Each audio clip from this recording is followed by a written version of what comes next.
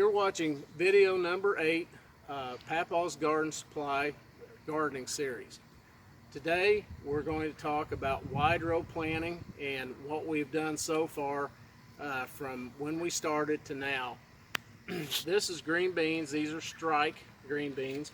These are solid seeded. I actually planted these about 6 inches apart in four narrow rows on 42-inch wide raised beds.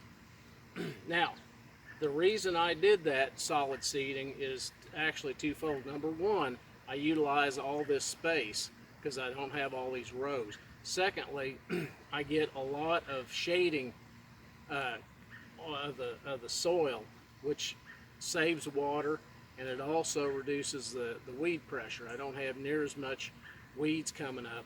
I picked a few right in here in this spot. Of course, I've got some additional weeds that I've got to do some mulching on here shortly. But this is a solid row of green beans. It's going to produce the equivalent of what 4 rows would. So I get tremendous yield. In fact, these I'll pick 3 times before I'm done with them. So again, this is what they look like. They're in bloom now. In another 2.5, 3 weeks, I'll be picking these. Now we're going to stop the camera and we're going to go over to my carrots and see how they're doing in a wide row. This is another. Thank you for watching video number 8. This is Papaws Garden Supply back here with the carrots, and just to show you kind of what the progress has been. When we first planted these, they looked pretty thin, but I knew they were too thick. I've actually took a rake across these things when they were little twice, which looked like they killed them, but it actually didn't.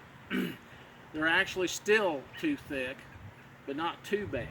So what I'm going to do in this solid row here is I'm going to essentially pull just a few of these carrots like this and thin these out one more time, get a few stray weeds that come up, and then these will be basically ready for harvesting sometime in another 6 weeks.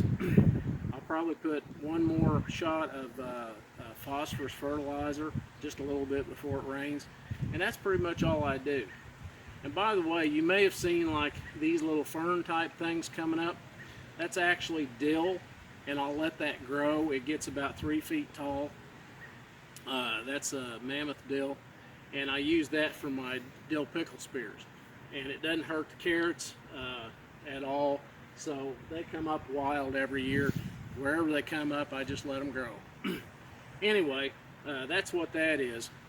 As far as the lettuce goes, we have been eating this lettuce, and I can't eat enough of it. Again, it looked a little thin when it came up. Now it's so thick I can't hardly, again, use it all. We've cut this now 3 times. Some of this is getting too big and rank. So here, probably in the next week or so, I'm going to plow this up, and then I'll plant something else in its place. So that's what the lettuce looks like now. It did look thin originally, but it filled in very, very quickly. Now, we'll go to one last place. We'll stop the camera real quick and look at the beets and kohlrabi.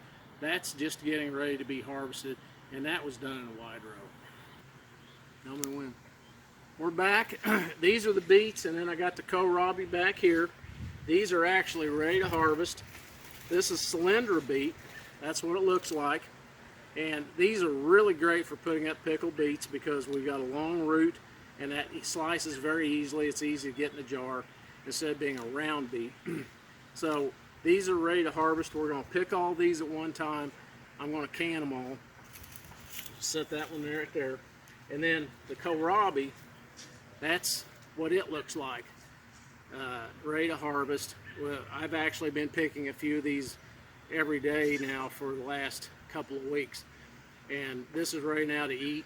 I'm going to try freezing some of this to see if I can utilize it later on, but this is all going to get harvested, and then we'll plant that into something else. I'll probably put lettuce here. So that's what that looks like. You can see that we've utilized all our space. Everything's been perfectly spaced out here because we did the plants, and what we've got is a lot of produce in a small area.